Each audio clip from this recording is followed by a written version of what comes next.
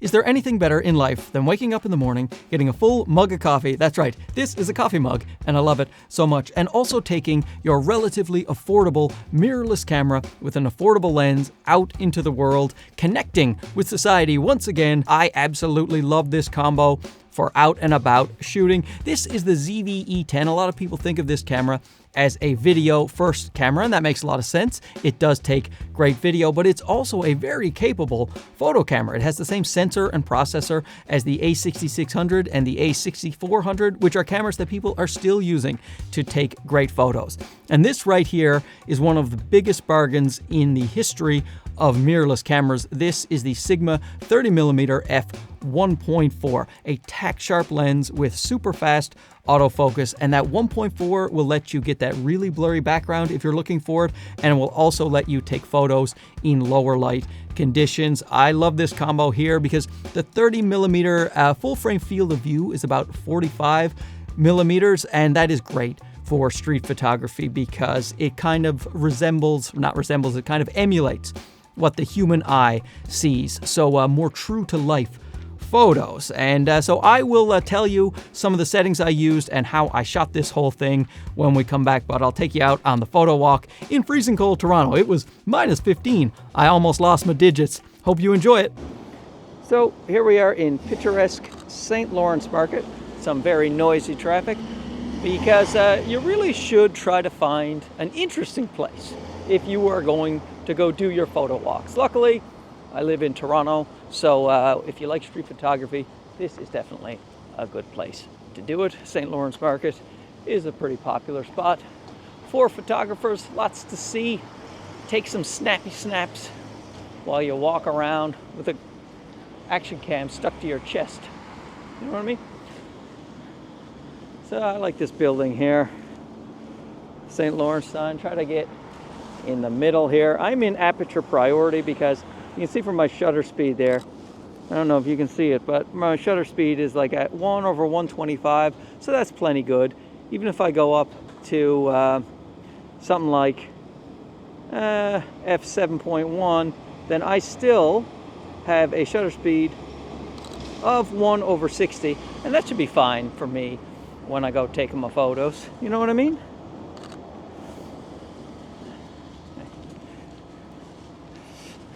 Took a photo of that guy, didn't even ask him. It was really more about the dog, you know?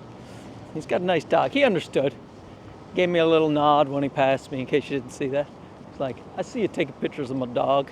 I'm like, you're damn right I am, buddy. You're damn right I am. Let's go up to the main drag up here.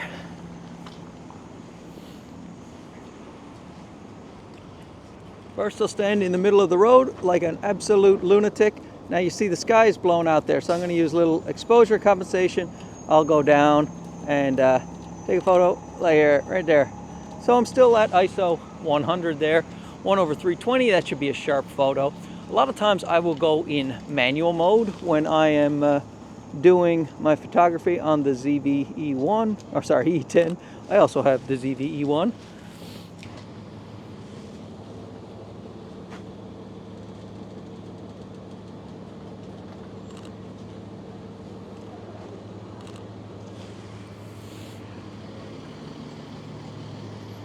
See, I made it look like I was taking a picture of a fish sign. Then I turned around, took a picture of these guys right here, and now I'm filming you guys. What do you think of this? You're immortalized forever in a camera crisis video.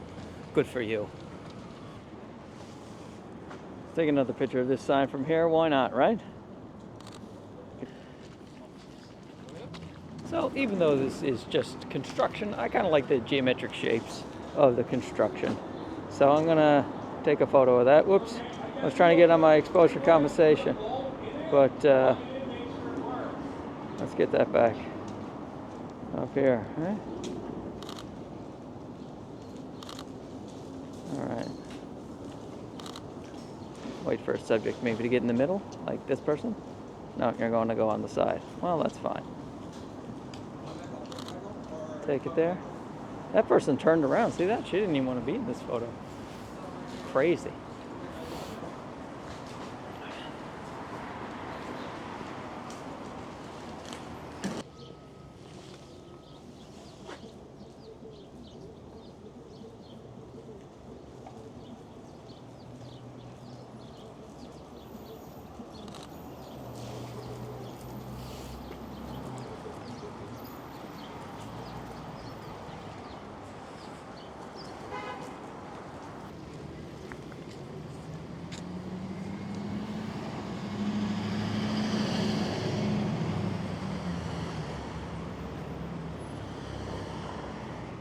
So this is the famous building here in Toronto, the Flatiron Building. So it's always nice to get a photo of this. My exposure compensation is now too low. So let's get that back up until I start seeing some zebras in the sky. There we go. And take a nice photo of that there at f9. Then I'll go get one more in the middle.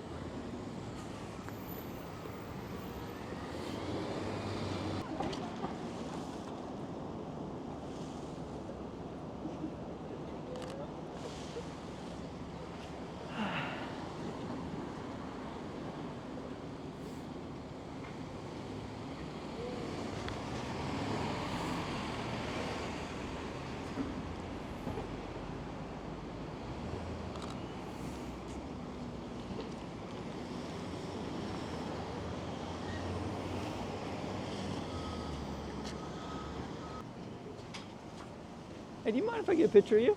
Oh. Looks cool, man, with a cigar. No. Yeah. Thanks, appreciate it.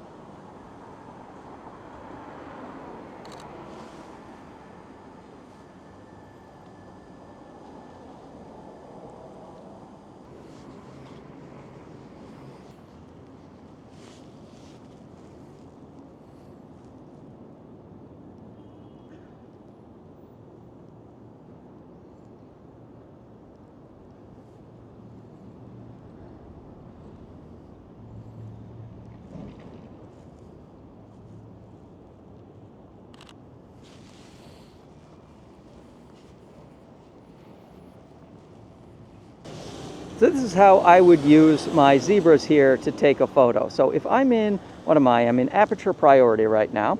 So as you can see, there's a lot of zebras here, which means, because I set my zebras to 100. So all of these things here, the zebras, mean that I am losing that sky. So what I want to do in this case is just pull down my exposure compensation until the zebras go away. Then I can take my shot, and now I can bring up those shadows in post. Now another way I can do this is in all manual mode. So I go to manual mode right here, and as you can see, it's too dark here. I have my shutter speed at the max. So I can just reduce that until I have most of the zebras gone. Take a shot that way.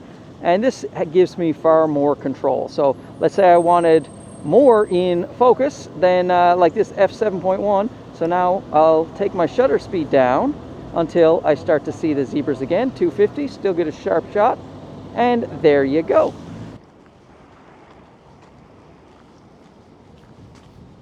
Cool.